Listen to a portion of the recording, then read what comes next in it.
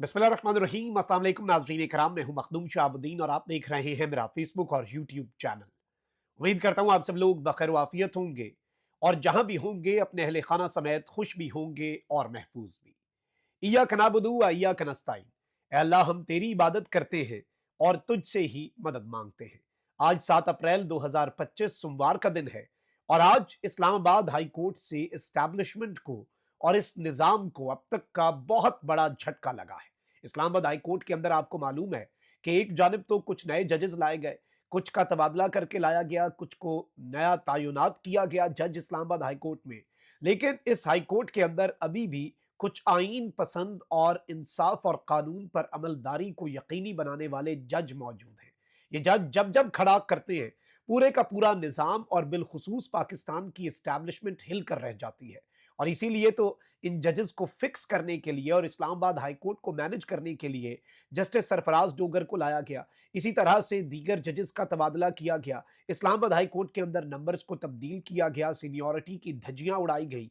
आइन और कानून को बालाए ताक रखकर, तमाम तर असूलों को, कवायद को, जवाबित को बालाए ताक रखकर इन जजेस को काउंटर करने के लिए इस्लामाबाद हाई कोर्ट में नए जजेस लाकर इस्लामाबाद हाई कोर्ट को मैनेज करने की हर मुमकिन कोशिश की गई।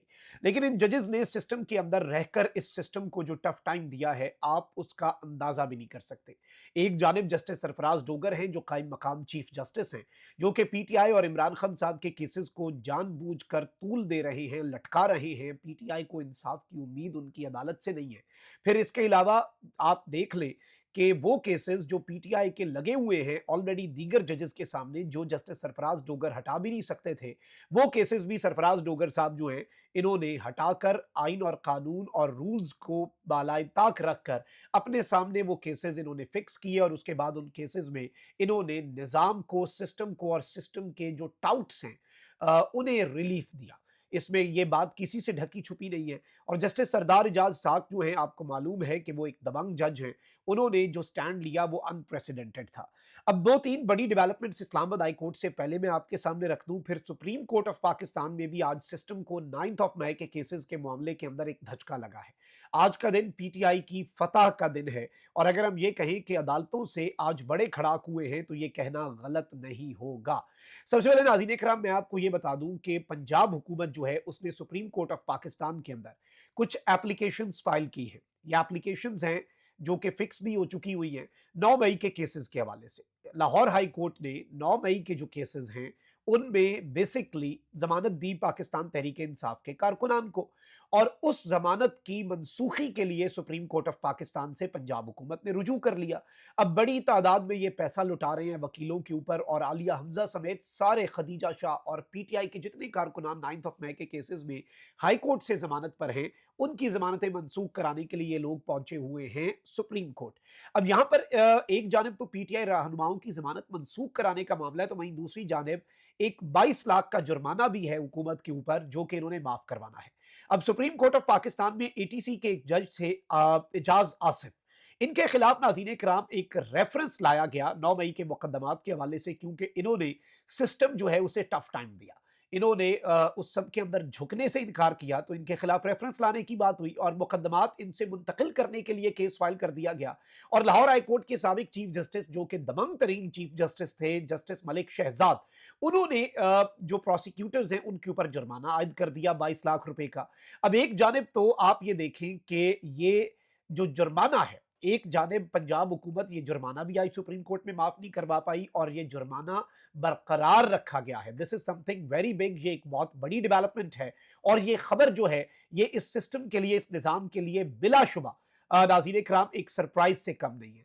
इसके साथ ही साथ और क्या हुआ सुप्रीम कोर्ट ऑफ पाकिस्तान के अंदर, जो पीटीआई रहनुमाओं की जमानतें मनसूख करने का मामला है उसके ऊपर अदालत ने यह कह दिया कि आप इन्हें तफ्तीशी के सामने ये रहनुमा पेश हो और ट्रायल जो है वो 90 डेज के अंदर, 3 महीने के अंदर खत्म हो और ट्रायल मुकम्मल कर दिया जाए। ये जो 1.5-2 साल से केसेस 9 मई के लटकाए हुए हैं, इन केसेस को खत्म करें।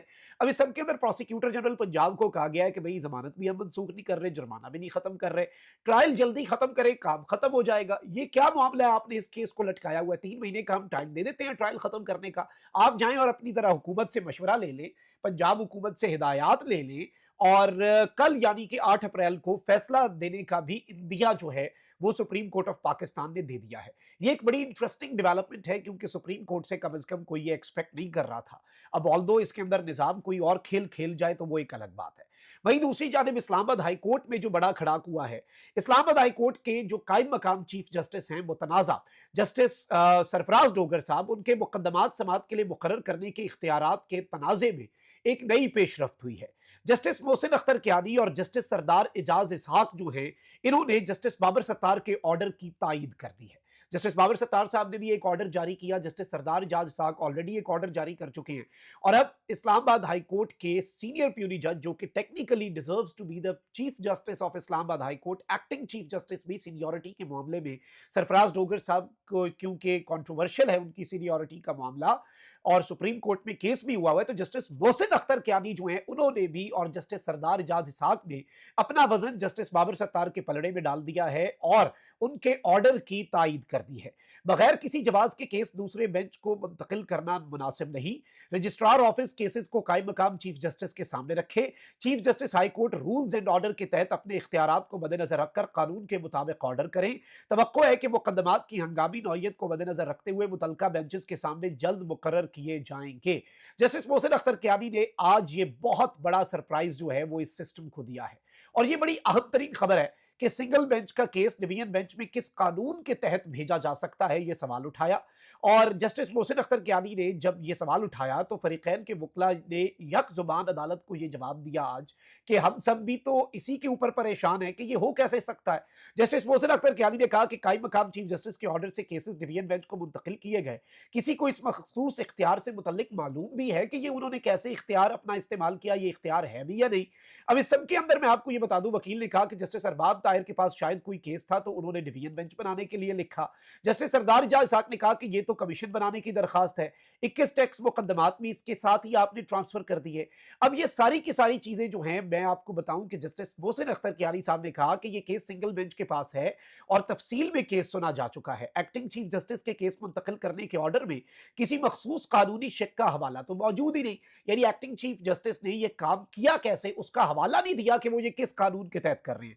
एडमिनिस्ट्रेशन कमेटी का भी इस हवाले से कोई ऑर्डर मौजूद नहीं है। जस्टिस बाबर सत्तार इस मुतल्लिक एक ऑर्डर पास कर चुके जिसमें चीफ जस्टिस जो हैं उनके केस मुकर्रर करने के इख्तियारात से मुतल्लिक लिख दिया गया और ये केस एक सिंगल बेंच तफसील में सुन चुका है। बगैर किसी जवाब के ये केस दूसरे बेंच को मुंतकिल करना मुनासिब ही नहीं। रजिस्ट्रार ऑफिस केसेस को कायम मकाम चीफ जस्टिस के सामने रखे और इस मामले को सेटल किया जाए। अब ये एक बड़ी अहम और इंटरेस्टिंग डेवलपमेंट है।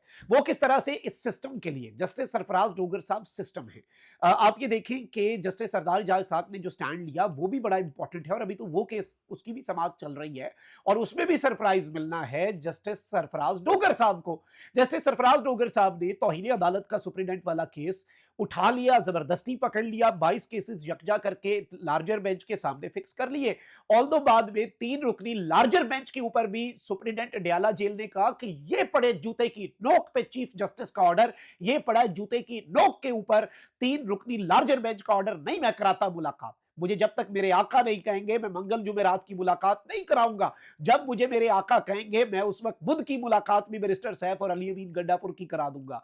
तो ये इस वक्त कुल वक़्त और हैसियत अदालतों की रह चुकी है। जस्टिस सरफराज डोगर साहब जो हैं उनकी अपनी हाई कोर्ट के जजेस जो हैं वो उनके ऊपर उनके ये रिमार्क्स और ये फैसले ये चार्ज शीट हैं। ये जस्टिस सरफराज डोगर पे चार्ज शीट है तो वहीं दूसरी जानिब अडयाला जेल की सुप्रीडेंट का जस्टिस सरफराज डोगर के फैसले को जूते की नोक पर रखना उनकी इस जानिब एक इशारा है कि जी ना वो यहां पे हैं ना वो वहां पे हैं, ना वहां पे उन्हें कोई रिस्पेक्ट मिल रही है, ना अपने साथी जजेस भी उन्हें कोई रिस्पेक्ट मिल रही है, ना ही उनके डिसीजंस जो हैं उन्हें किसी भी किस्म की कोई रिस्पेक्ट मिल रही है। तो ये वैसे एक आई ओपनर होता है जैसे काजी फाइज ईसा, उसके ऊपर हमला करने के इल्जाम में ओवरसीज पाकिस्तानीज के लंदन में पासपोर्ट ब्लॉक किए, टिश्यू पेपर था काजी अब किसी काम का नहीं रहा, बेकार हो चुका है, तो वो पासपोर्ट बहाल कर दिए हैं।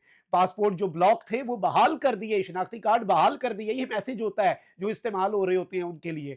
आप अपनी इज्जत बरकरार रखें क्योंकि इज्जत आपके साथ नस्ल दर नस्ल चलनी है। इख्तियार चला गया तो ये निज़ाम आपको टिश्यू पेपर की तरह इस्तेमाल करके ऐसे इस्तेमाल करके फेंकेगा जैसे इस निज़ाम ने काजी को फेंका। अपना बहुत ख्याल रखें। अल्लाह निगहबान। पाकिस्तान जिंदाबाद।